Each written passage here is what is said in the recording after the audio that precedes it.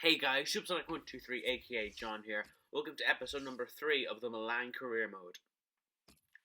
3 games for you guys in today's episode, the first of which is this game here, away against Napoli. Now, of course, Napoli are a fairly big side in Serie A. Not exactly sure how the... Sorry, just got a burp coming on. I'm not sure how they've been doing in recent seasons, but I am aware that they are a force to be reckoned with. And they would be one of the better teams in Serie A. Either way, that's the team they put out for this game in Naples. And I guess we'll just get right down to it. For the first chance of this game here, we had Suso running down the sideline, crossing the ball in towards Mbiniang, who would head over the bar, following the cross from Suso. Then it's a good chance, but Niang scuffed his opportunity to make it 1-0. But then Kuchka would find Bacca, who would turn the ball around to Bonaventura into Suso. Suso would turn and shoot and make it Napoli 0, Milan 1, as he gives the Azzurri the lead.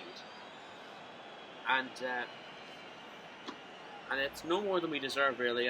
We have had a better start to this game, and Bonaventura, who scored, of course, the 2 goals in the Supercoppa against Juve, did execute that perfectly into Suso, past the goalkeeper into the back of the net to make it Napoli 0, Milan 1, and of course not against him to play at all. The former Liverpool man Suso completely justified making it 1-0, and it would be Napoli 0, Milan 1 at half time. Into the second half then.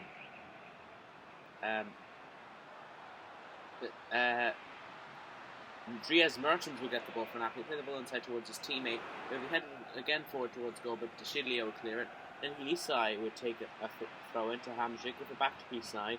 But Hisai would be robbed here by Mattia De Sciglio into injury time. We're on the break, we can make it 2-0 and seal it. Belotti finds Honda, the subs linking up. Honda shoots, saved by Rui Patricio. De Sciglio rebound, Rui Patricio saves. But eventually it comes to Mbiniang, who volleys the ball into the back of the empty net to make it Napoli Napoli 0, Milan 2, and ensure that Milan would get the 3 points out of this fixture.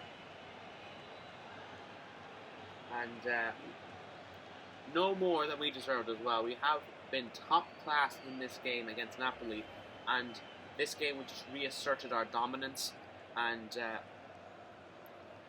in the end there, the deflection then comes off Rui Patricio, putting the ball right into the path of Mbiniang, who makes no mistake from only a couple of yards out, really. And he ensures that we would get the 3 points, as it does finish Napoli 0, Milan 2. After that, then we would get a transfer for Gabriel Paletta. Now, I'm trying to sell either him or Zapata. He's the first one we've got a transfer for of €6 million, from Sassuolo. Following that, we did some player training for the 3 lads, Donnarumma, Eli, and Romagnoli. I just see Eli going up to 72, the Brazilian. Following that, then, we would get a transfer offer for Gabriel, our backup goalkeeper. I decided to reject this offer and disallow future offers because I'm not looking to sell him at the minute. As you see, Gabriel Plata has been sold to Atalanta, so the first thing I did after this was take Zapata off the transfer list, so he'll now be among our backups. So we also get a transfer offer here of €4.5 million, that might be 6, from Chievo Verona. Again, I'm looking at this on a small screen, so I can't quite tell. Anyway, as it comes to the 1st of September, we do, in fact, set up a scouting network here in Italy with our Portuguese scout, Donny Prestes, and then with Aristotle Michaelis. I didn't even notice until now that his name is Aristotle. Let me repeat that, his name's Aristotle. Anyway, we do get the scout feature start from the catalogue as well, so he'll be arriving at the start of the next month. Aristotle, we literally have Aristotle scouting out young good talent for us in Greece, his home country.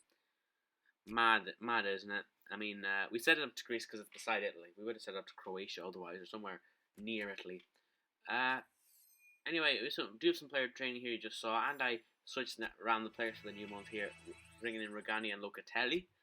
And then for the second game of today's episode, we take on Udinese at home in the San Siro in Serie A, looking to continue our good start to the season with 7 points from our first 3 games. No, 4 points from our first 2 games. I got mixed up.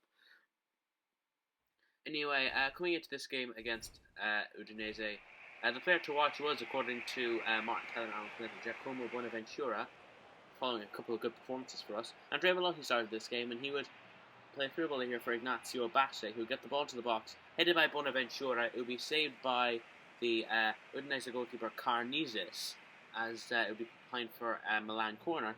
Then Abate would play the ball short here to Andrea Velotti.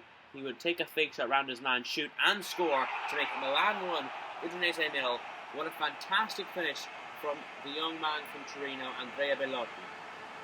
I'm not even sure if I'm pronouncing his name correctly. I'm trying to put a terrible Italian accent on.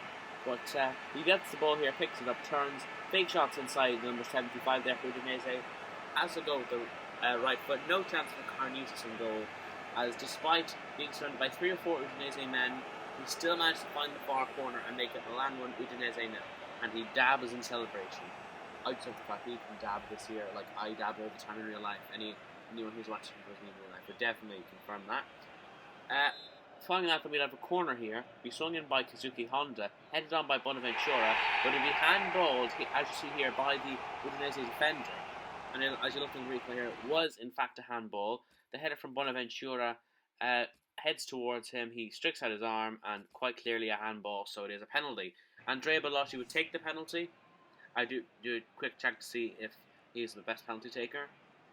And he converts the penalty, sends Carnizes the wrong way, scores the second of the game, makes it Milan 2, Udinese 0, and just puts us in prime position to get the 3 points going into half time. So, again, Udinese pay the price for the lapse in treatment, led the penalty, and Andrea Belotti converts it to put us 2 in front. So, all things going well right now in the San Siro, as it does finish Milan 2, Udinese 0 at half time. Into the second half then, and we would attack Udinese again with Belotti playing it short to Bonaventura, sending it through to Kazuki Honda with the left foot, but bending it just wide over the post, as Kazuki Honda, with that wand of a left foot of his, just can't put it inside the post. It goes just beyond the far post, as the Japanese winger cannot get his first goal of the season.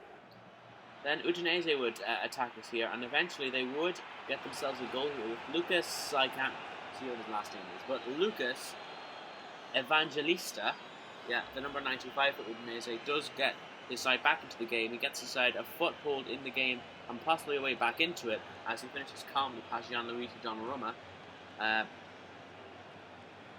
Donnarumma does his best to try and save it, but he just couldn't quite get to it. But it does finish Milan 2, Udinese 1 at full time. So for the third and final game in today's episode, guys, we do take on Sampdoria away from home in the Serie A once again. The players are facing off as if they're rivals. I'm not sure why that's the case, to be honest with you, but I don't know if Milan and Sampdoria are rivals. Anyway, going into this game here in Sampdoria, which I believe Sampdoria is found on the island of Sardinia. I don't know, I might be wrong about that, but when I think of a city in the city of Sardinia, I think it's Sampdoria. I can always check, but anyway, that's the side that Sampdoria put out. They do have a number 2 in goal, Milan, which is pretty much it's like FIFA 13 when an ultimate team your goalkeeper would always be number 2. But as for Ireland, we do play the average first 11 here. We keep in Belotti following 2 goals against Udinese, and we both bring Pasalic into the side. Abate would sprint forward here as he played the ball through towards Pasalic, the man alone from Chelsea. He is unable to convert though, as he ends up shooting it just wide of the post, and he cannot put Milan in front here away in Sampdoria. Disappointing from the Croatian to not finish that one, but we will carry on. So following that, Sampdoria would come forward here, and man would turn and shoot. It would be saved by Gianluigi Donnarumma, and eventually it would be cleared, and it would finish Milan 0, Sampdoria 0 at half time. And then I would finish Sampdoria 0, Milan 0 at full time. It was a poor second half, on all respects. So some player training here. That does bring to an end today's episode, guys. Hope you enjoyed it. Make sure to like, comment, subscribe, and stay tuned for any future episodes of this or the Journey series. And the next episode we take on Lazio at home. Fiorentina away, and Sassuolo at home. So I'll see you for that, and goodbye.